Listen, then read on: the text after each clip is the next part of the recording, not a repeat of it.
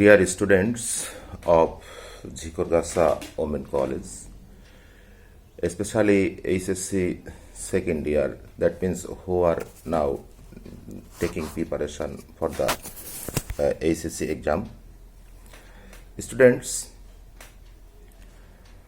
you are now staying at home and you have to attend online classes. So, for your online classes, I will discuss today a topic that is a poem from first paper, and in the new book it is unit number 9 and lesson number 3. Students, poetry is a branch of literature. Poetry is a difficult item of literature.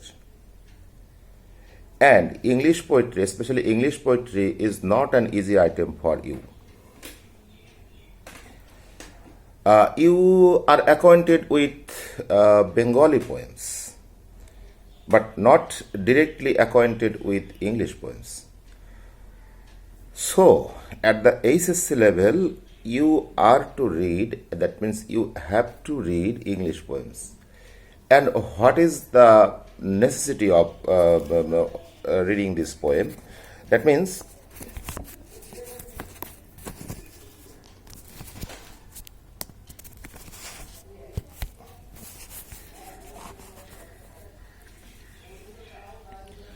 you have to write 8 marks question.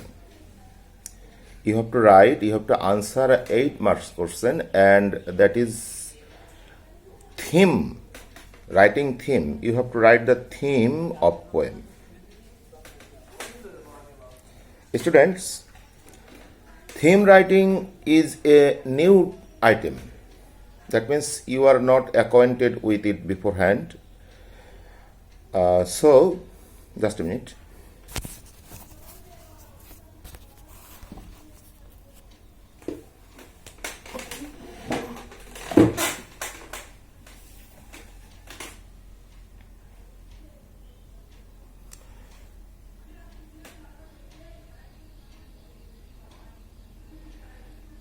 You know that theme writing is a new item to you, and you have to write theme, the question number 11. At the question number 11, you have to write theme, and it is 8 marks question. And you have to write theme within a word limit. That means in the question, it will be given a word limit. You will be given a word limit. According to the word limit, according to the given instruction, you have to write the theme. And you have to write the theme within 50 words. That means you cannot write a huge page. You cannot write a complete page. Only 50 words. Within 50 words, you have to complete the theme. Students, the name of the unit is Peace and Conflict. আমরা যে অধ্যায়ের মধ্যে থেকে কবিতাটি পড়ছি, এই অধ্যায়ের নাম, এই ইউনিটের নাম হচ্ছে পিস অ্যান্ড কনফ্লিক্ট, শান্তি এবং সংঘাত, শান্তি এবং সংঘর্ষ। Students, the poem is very important, and the poem is something realistic. We know that sometimes poet write poems on imaginary topic, on imagination. So, come to the point.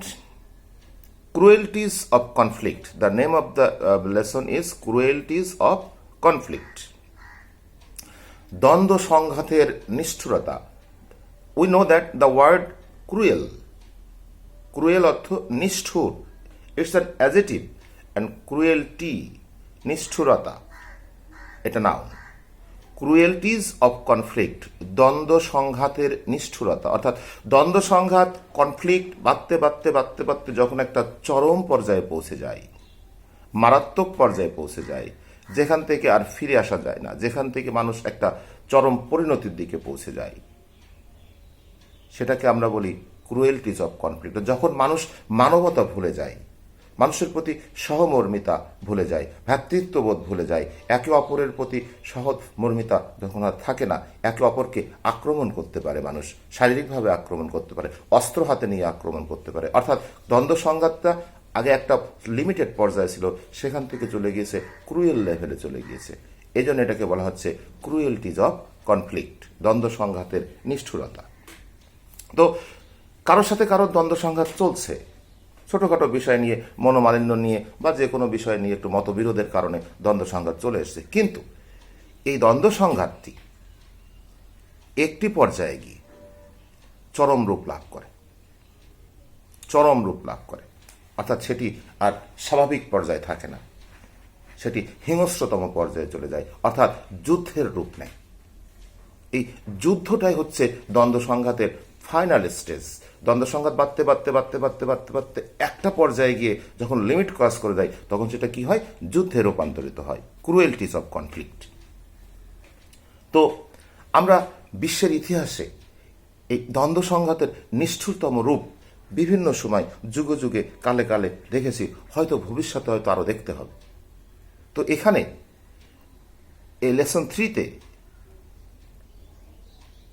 ইংরেজি সাহিত্যের একজন বিখ্যাত কবির লেখা একটি কবিতা, এবং এই কবিতার বিষয়বস্তু কিন্তু সম্পূর্ণ বানোয়াট বা সম্পূর্ণ কাল্পনিক নয়। এটা একটি যুদ্ধকে কেন্দ্র করে, যুদ্ধকে ভিত্তি করে, যুদ্ধের কাহিনীটাকে অবলম্বন করে এটা কবিতাটি লেখা হয়েছে। এবং এটা অনেক আগের, দীর্ঘদিন আগের লেখা একটি কবিতা, এবং এই কবিতার কবি হচ্ছেন একজন বিখ্যাত ইংরেজ কবি, Lord Alfred Tennyson. Lord Alfred Tennyson, Lord Alfred Tennyson উনি ছিলেন ব্রিটিশ কবি। ওনাকে বলা হতো রাজকবি, অর্থাৎ উনি রাজসভার অনেক বিষয়ের উপরে কাব্য রচনা করেছেন। উনি বিখ্যাত কবি ছিলেন, ইংরেজি সাহিত্যের কয়েকজন খ্যাতমান কবির মধ্যে তিনি একজন। তো এই কবিতার নাম হচ্ছে charge of the light brigade. Charge of the light brigade. Brigade শব্দটি ব্যবহার করা হয় সেনাবাহিনীতে, অর্থাৎ সৈন্যদের একটা বৃহত্তম দল, যেখানে সর্বনিম্ন 1500 থেকে 400 পর্যন্ত সৈনিকের সমন্বয়ে যে দল গঠিত হয় তাকে বলা হয় ব্রিগেড। তো এখানে লাইট ব্রিগেড কেন বলা হয়েছে? লাইট ব্রিগেড অর্থ হচ্ছে ওই ব্রিগেডে যে পরিমাণ সৈন্য থাকবার কথা ছিল, ঠিক সেই পরিমাণ সৈন্য ছিল না, তার থেকে কম সংখ্যক সৈনিক সেখানে থাকার ফলে এটার নামকরণ করা হয়েছে লাইট ব্রিগেড, অর্থাৎ ছোট, একটু হালকা। স্টুডেন্টস, এই যে যুদ্ধের কাহিনীর উপরে ভিত্তি করে এই কবিতাটি লেখা হয়েছে, সেই যুদ্ধটা কিন্তু বাস্তবে হয়েছিল, ইতিহাসে সেটা আমরা দেখতে পাই। অর্থাৎ এই যুদ্ধটার নাম হচ্ছে ক্রিমিয়ার যুদ্ধ। ক্রিমিয়া 1854 সালে এই যুদ্ধ সংগঠিত হয়েছিল। ইউরোপ মহাদেশে হয়েছিল দীর্ঘদিন। এর একটা বিরাট ইতিহাস আছে যে কেন এই ক্রিমিয়ার যুদ্ধ সংগঠিত হয়েছিল, কারা কারা এর সাথে লিপ্ত ছিল। তো সেটা এখন এই সংক্ষিপ্ত পরিসরের অনলাইন ক্লাসে আমি যেতে চাচ্ছি না, আমি পরবর্তীতে যাব। 1854 সালে এই যুদ্ধ হয়েছিল।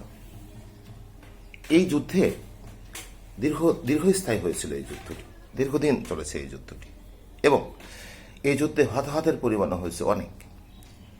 এবং এই কবিতাতে, এই এপিসোডে যে যুদ্ধের অংশের কথা এখানে তুলে ধরা হয়েছে, সেটি হচ্ছে ব্রিটিশ ফোর্স এর সাথে রাশিয়ান এবং কাজাকিস্তানের ফোর্সের একটা, রাশিয়ান এবং কাজাকিস্তানদের সম্মিলিত বাহিনীর একটা যুদ্ধ। অর্থাৎ এক পক্ষে রয়েছে কাজাক অ্যান্ড রাশিয়ান সোলজার্স, আর এক পক্ষে হচ্ছে ব্রিটিশ সোলজার্স। এই দুই পক্ষের মধ্যে যে যুদ্ধ হচ্ছে সেটাই ক্রিমিয়ার যুদ্ধের একটা পার্ট, সেটাই এখানে তুলে ধরা হয়েছে।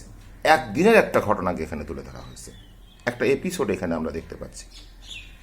তো এই কবিতার উপজীব্য বিষয় হচ্ছে, এই কবিতা লেখার মধ্য দিয়ে কবি কি করছেন? কবি এখানে কয়েকটি বিষয় ফুটিয়ে তুলেছেন। সেটা হচ্ছে the harsh reality of soldiers life. সৈনিকদের জীবনের নিষ্ঠুর বাস্তবতা। Number 1। Number 2, the bravery and patriotism of soldiers. The bravery and patriotism of soldiers, সৈনিকদের দেশপ্রেম এবং সাহসিকতা। And the sacrifice for the motherland, মাতৃভূমির জন্য আত্মত্যাগ। এই 3টা বিষয়কে ফুটিয়ে তোলার জন্য এই কবিতা রচনা করা হয়েছে। স্টুডেন্টস, আমরা আজ এ পর্যন্তই রাখবো। আগামী দিনে আমরা কবিতাটি পড়ব এবং আগামী ক্লাসে আমরা কবিতাটি পড়ব এবং সম্পূর্ণ আলোচনা করব। তো তোমরা যে যেখানে আছো ভালো থাকো। আল্লাহ তোমাদের সকলকে সুস্থ সুন্দর রাখো। ধন্যবাদ।